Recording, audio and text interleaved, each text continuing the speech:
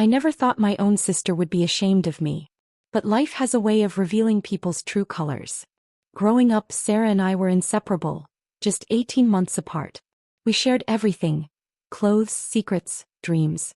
But everything changed when she was accepted into an elite university, while I chose to work right after high school. "Someone has to help Mom with the bills," I'd said, watching her pack for college. That decision shaped both our lives in ways I never expected. Sarah earned her business degree and married into the wealthy Anderson family, while I worked my way up, from receptionist to executive assistant, at Maxwell Enterprises, one of Seattle's largest tech companies. I was proud of what I'd achieved, even if it wasn't as glamorous as my sister's world. Everything came to a head when Sarah began planning her wedding to James Anderson, heir to Anderson Global Investments. "Emma, we need to talk about the wedding," Sarah said during one of our rare coffee meetups. She had insisted on the most expensive café in downtown Seattle, though she barely touched her $9 latte. "Of course. I've already started looking at bridesmaid dresses," I said, smiling, excited to be part of her special day. Her perfectly manicured fingers tightened around her cup.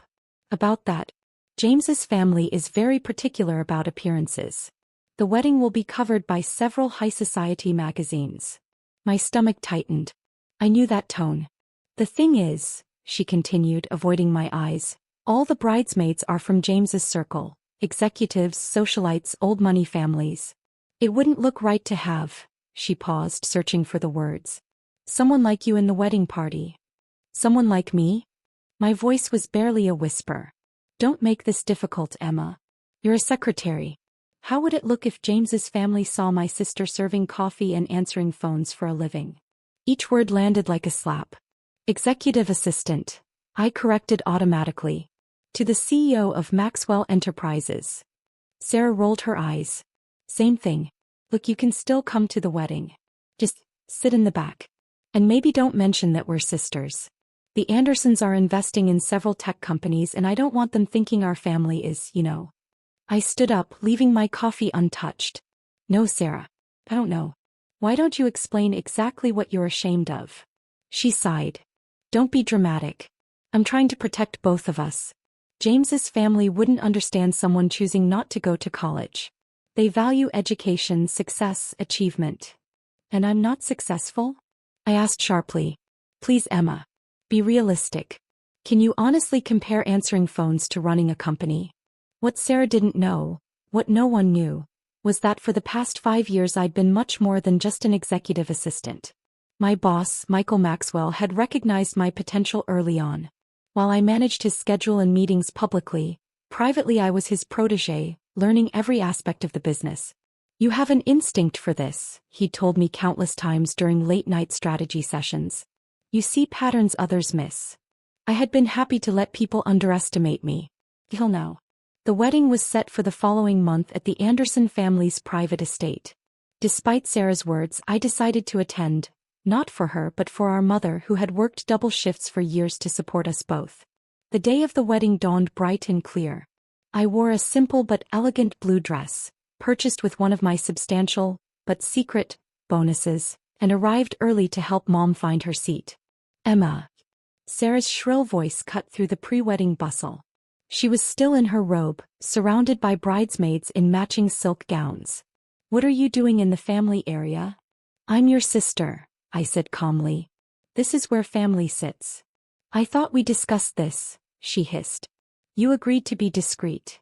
"No, you demanded I hide who I am." "I never agreed." That's when James's mother, Victoria Anderson, swept in. Her eyes raked over my dress with thinly veiled disdain. "Is there a problem, dear?" she asked. "No problem," Sarah said quickly. Emma was just leaving to find her seat in the general section. Victoria's perfectly Botoxed face pulled into a frown. "Emma, your sister, the secretary?" "Executive assistant," I corrected, straightening my spine. "Same thing, darling," Victoria laughed, her voice sharp as glass. "Sarah, you should have told us your sister was serving refreshments today. We could have had the planner coordinate her with the staff." The bridesmaids tittered behind their manicured hands. "I'm not staff," I said quietly. "I'm family." Victoria patted my arm condescendingly. "Oh, sweetie. In our world there's no difference between the help and, well, people like you. Now run along, the ceremony is about to start. I stood my ground. I'm staying right here. Security. Victoria barked. We have an unwanted guest. Two large men in suits approached. My own sister wouldn't even meet my eyes. Please, she whispered. Don't make a scene. That's when my phone buzzed. A text from Michael. Don't move. I'm here. And before security could reach me, a commanding voice rang out across the courtyard. Cut through the tension. Is there a problem here? Everyone turned. Michael Maxwell, the CEO of one of the largest tech companies in the country, was striding toward us. Victoria's face transformed instantly. Mr. Maxwell. We had no idea you were attending. I wouldn't miss it. He smiled, though his eyes were steel. Especially since my protégé is family of the bride. Protégé. Sarah's voice was faint. Michael placed a steady hand on my shoulder. Did Emma not tell you? She's been running half of Maxwell Enterprises for the past 2 years. In fact, I have an announcement to make. But that announcement would have to wait. At that moment, James Anderson burst into the room, his face ashen. Mother, we have a problem. A big problem. The room went silent. James pulled Victoria aside, his voice strained. The Anderson Global shares, they're worthless. Victoria's perfectly composed face cracked. What are you talking about? Someone's been buying up shares through shell companies for months. They just announced a hostile takeover. We've lost control of the company. James ran a trembling hand through his carefully styled hair. All our assets are tied to Anderson Global. We're ruined. The room erupted in chaos. Bridesmaids huddled together, whispering frantically. Sarah stood frozen in her wedding robe, mascara beginning to streak. That's when Michael cleared his throat. Shirley, I can explain that. All eyes turned to him. You see, Maxwell Enterprises has been looking to expand into new markets. When we discovered the questionable practices at Anderson Global, we saw an opportunity. But we needed someone with exceptional insight to manage the acquisition. He smiled at me. Emma. I stepped forward, pulling out my tablet. The shell companies that purchased Anderson Global shares over the last 6 months? I set those up.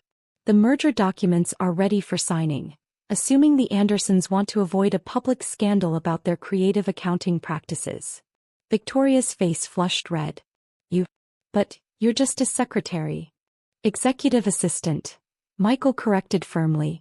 And as of this morning, my successor as CEO of Maxwell Enterprises. Sarah stumbled forward. Emma, what are you saying?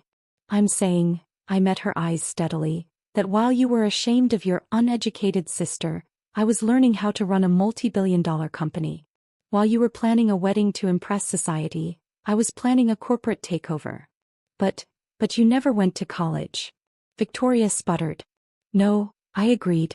I learned through experience, hard work, and a mentor who judged me by my abilities, not my background. Michael saw potential where others only saw a secretary. James collapsed into a chair. We're finished. Everything we have is tied to Anderson Global.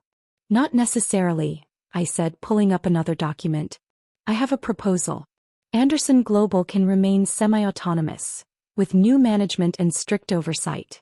You'll retain some assets, but there will be changes. Victoria straightened her spine. What kind of changes? First, a complete audit of all company practices. Second, a new board of directors with seats reserved for qualified candidates regardless of social status.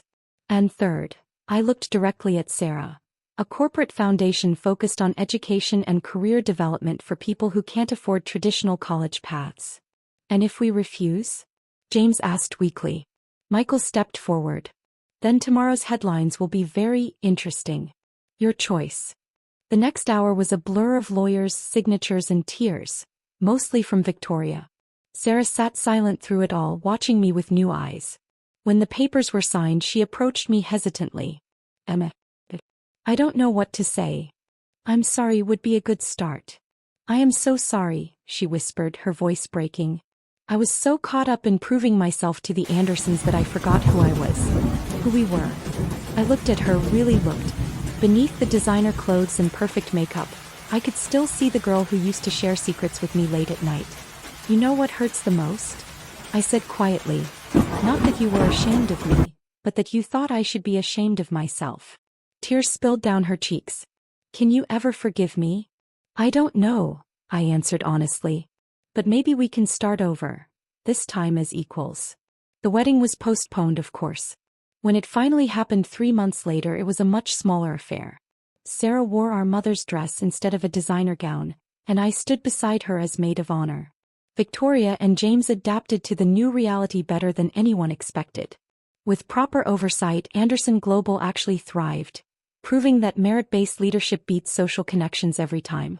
As for me, my first act as CEO was to create the Maxwell Anderson Education Initiative, giving promising employees opportunities to advance regardless of their academic background.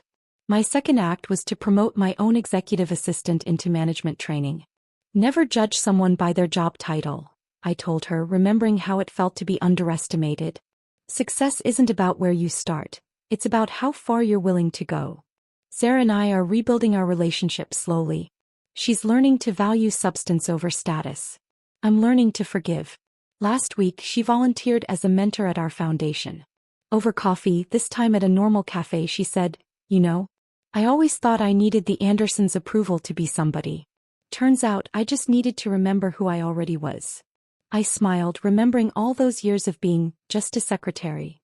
Sometimes the best revenge isn't proving people wrong about who you are. It's proving them wrong about who they could be. And that's worth more than all the high society weddings in the world.